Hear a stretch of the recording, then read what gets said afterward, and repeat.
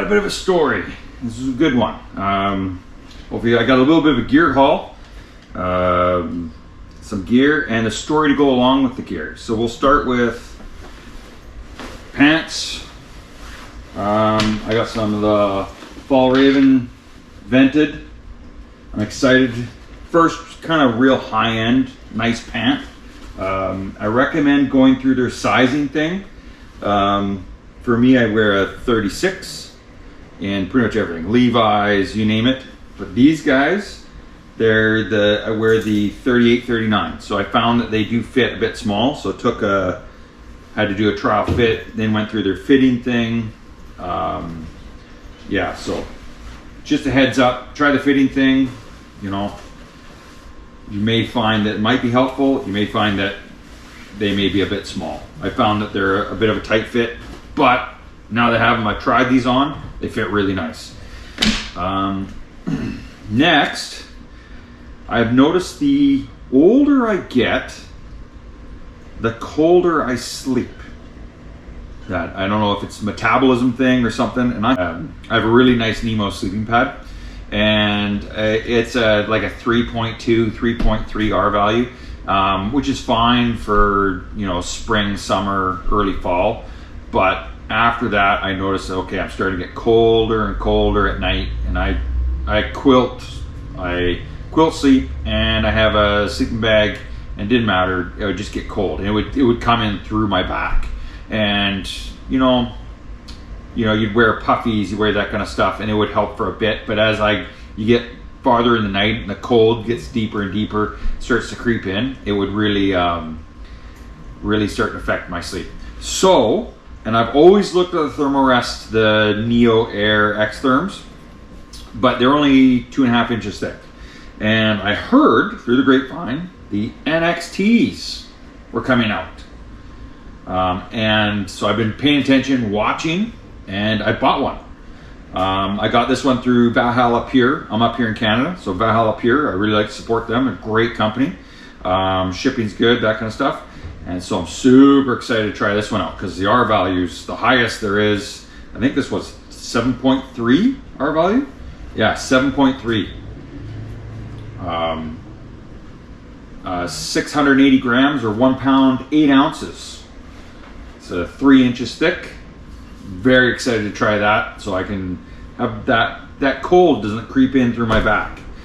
And I have dabbled in bushcraft. I have ultralight stuff. I have some really I have the Z-Pax duplex tent. I have a really nice ULA circuit backpack, light stuff. But at the same time, more of the day trips, the overnighters, I'm starting to carry a little bit more weight, and I want to go into more of a gourmet cooking, gourmet, I would say more bushcrafty with nice meals. So what I wanted is, I've been looking, the main story comes along with these two pieces. So this is the GSI Glacier. Stainless, and it's got the hexagonal, or it's etched, and then they put a type of, I believe it's a type of ceramic in here. I've seen other YouTubers, especially back east, they do a lot of on-fire cooking, which is what I want to do. And this thing seems to be the best, most bulletproof pan. So I'm super excited to play with it. Nice 10-inch one. And then I got the GSI crossover kitchen kit. So, and what it comes is real nice. It comes with, the tongs, fold-up tongs, a spoon, a spatula, a little cutting board. I don't know if I'll use the cutting board, but it might be something. Some little vials for oil, salt, and pepper, and stuff like that. So yeah, I'm excited to have this combination to go and play in the woods.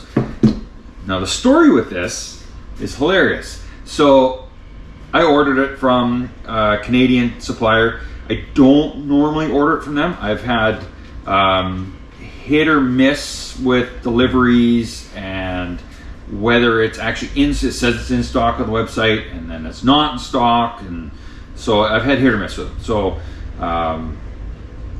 typically don't order from them. But they had the best price for the pan.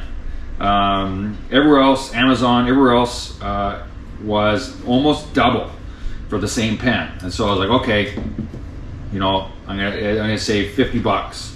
Let's see, $50 is worth it for me. So I did the order. The order went through, everything got shipped, and then all of a sudden it was delayed for like 3-4 days. No updates. So I finally put in a ticket with Canada Post, which Canada Post has some major issues, but I put my ticket in with Canada Post. They're like, okay, we'll look into it. I'm like, okay. I get this text message out of the blue from some guy in Montreal, and I'm on Western Canada, he's way back east, and a person, someone way back east in Montreal, and they said, hey, I got this package with my delivery address on it. I opened it up, and it's got all this camping stuff, and they described what was in the box to a T, and they said, your phone number's in it. So I messaged you and said, you know, get a hold of the company you bought it from because they screwed up. I said, okay, thanks for the info. Asked, hey, can I share your phone number with them so they can contact you to confirm all this? Yeah, go ahead. So got a hold of them. They said, oh, we don't believe you. I said, well, here's the person's phone number. Start an investigation, please. And they're like, well, it's too soon. So it was a back and forth bit of a battle there. They finally agreed. And then the day after that, they agreed. They resent this package. And I kindly then texted the person back and said, hey, thanks so much. I really appreciate it. You know, I hope you enjoy that stuff, you know, because I not in a world, kind of delivery screw up, and typically I think they just go missing. And that person was super legit. They said, no, actually I got a mail thing. I'm just going to mail that stuff back to the company, and that's that. I said, wow, okay, cool. Anyways, so this stuff got shipped. Again, Canada Post, it drives me nuts, but so it got shipped to a community mailbox. So it says delivered. Go out to my community mailbox. Open it up. Empty. No delivery. I'm like, what the heck? Okay, so start another ticket. Call Canada Post this time. They put me in touch with a local supervisor. I'm going to leave names out of this stuff. Local supervisor said, oh, okay, no problem. We'll fix it. Give me a day or so. Okay, I got an email. Actually phoned me personally and then emailed me because I was hit or miss at work with phone calls, and said, it's fixed. It's at your mailbox. I'm like, oh, cool. So thank you so much. Go to my mailbox, open it up. It's a package for someone completely else from a different address. And I'm like, what? So I put everything back. I'm not touching that stuff, right? Lock it up, send off an email. Hey, you know what? Different package. This is not for my house. Your mail carrier is making a mistake. Please try again. So that was Friday night. Saturday, Sunday, of course, they're closed. Monday morning, well, not really Monday morning. I'd say Monday 1-ish, I get an email. So sorry, it has been fixed. I guarantee you it has been fixed.